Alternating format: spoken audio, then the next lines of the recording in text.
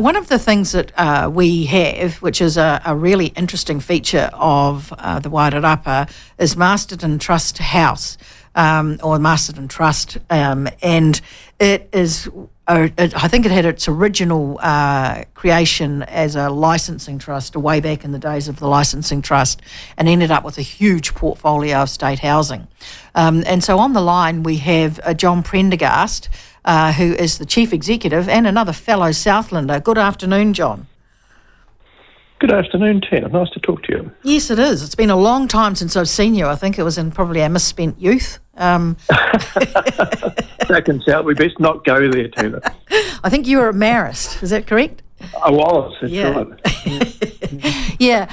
John, look, I think we just need to give our listeners a little bit of a picture of what Masterton Trust House is, what it owns and what its vision is. You're right. We did come out of the licensing trust movement. So during the Second World War, from 1980, Masterton was dry. I didn't realise it was that far back. For Prohibition in 1908. Yep. And 1946, just after the war ended, voted to come out of Prohibition, and they had to figure out, how are we going to deal with this? And so the Masterton Licensing Trust was established by Act of Parliament in 1947. Mm-hmm. And so we had the monopoly on hotels, liquor sales in Masterton through until 1995. Right. At which stage we gave up the monopoly. 1999, the national government of the day was looking at selling various parts of the state housing portfolio. Yep.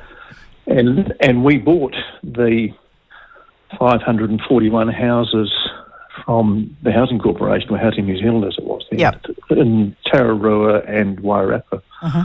So that's all the way to Flaxmere. Haven't you got something? No, not that far. No, right. we operate, we've got a pub in Flaxmere. Ah, that's what I'm thinking of. So we operate hospitality businesses, Flaxmere, right through Payatua, Masterton, Wairarapa, and down to Porirua. Right.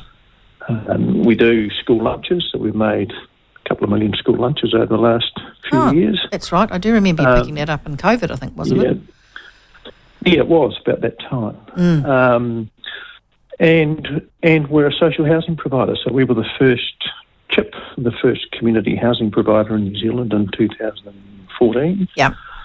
Today we bought 541 houses 25 years ago. We still own 470 of them. And you got them for basically nothing at the time, wasn't it?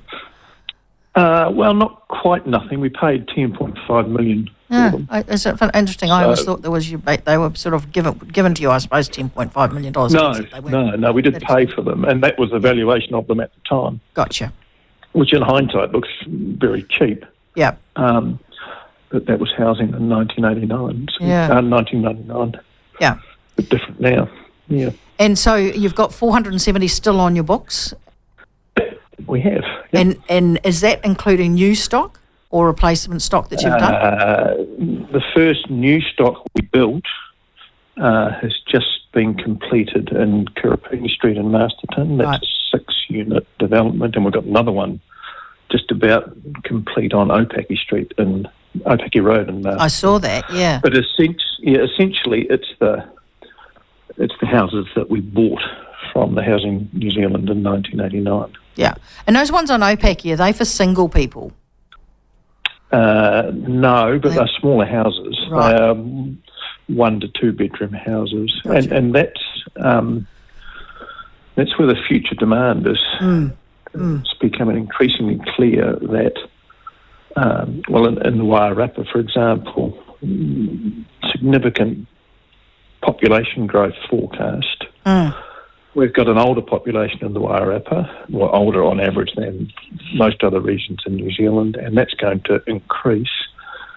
And across New Zealand, there's this huge tsunami, it's been called, of older people. I use that word advisedly. Older apparently is 55 or older. I'm ancient. I know. Yes, am I. Decrepit even. But there is this growing tsunami of people aged 55 and over that don't own their own homes, are approaching retirement, don't have that financial cushion, if you like, that home ownership has historically provided for New Zealanders. And so there's over 500,000 New Zealanders in retirement will be lifetime renters shortly. So it's a big number. And they need smaller homes. Yeah. So the traditional quarter-acre, half-gallon paddle-over paradise sort of doesn't fit anymore, where you have a big house on a quarter-acre section. Yeah. Now, what the demand increasingly is for smaller houses on smaller sections. Yeah. Warm, dry, accessible, universal design. Now, interestingly enough, the announcement from the government just in the last 24 hours around the granny flats, that must be an opportunity for you on some of your big sections. Well, it is and it isn't. It's if I think about the market that we are looking to serve. Yeah.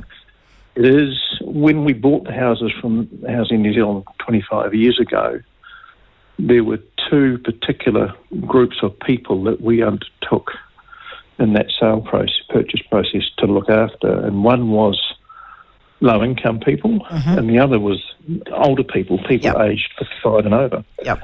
And it's ironic that that's the cohort that is now growing so rapidly. Yep. Granny flats, I think I saw Chris Bishop on TV last night saying that he thought they would be a part of a solution for overall housing, but only a small part. Yeah. I think there'll be more for families that are looking to have another family member live at their property. Yeah, those sorts of things. I guess some landlords might get into it for Airbnb purposes or that sort of thing. Yeah, I must admit, $10,000 less in terms of resource consenting, and if you build it under the supervision of a builder, also offers an opportunity to build facilities a lot cheaper. I could see plus sides on it, just as long as they keep the quality up. It'll be interesting. Yeah.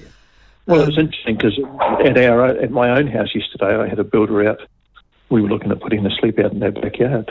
And then they announced last night that sleep outs, granny flats are sort of the order of the day now. So and it'll be interesting. One of the challenges for Masterton would be if it did go down, so we're slightly digressing here, but does the sewerage network in some places is it able to cope with infill housing? That's right. And it would have to be a debate on that. But, so back to the social housing. So the government got Sir Bill English to look at what Kāinga Ora was doing. And the upshot, or one of the upshots of that was that he said, look, there's some private players that could be in here. There's some good organisations out there who could take this on. And you guys were one of the first to put your hands up and go, yeah, that's us. So why is that? Yeah, well, we spoke with Bill as part of his consultation process, and we've been working on a Wairarapa-wide housing strategy. Yep.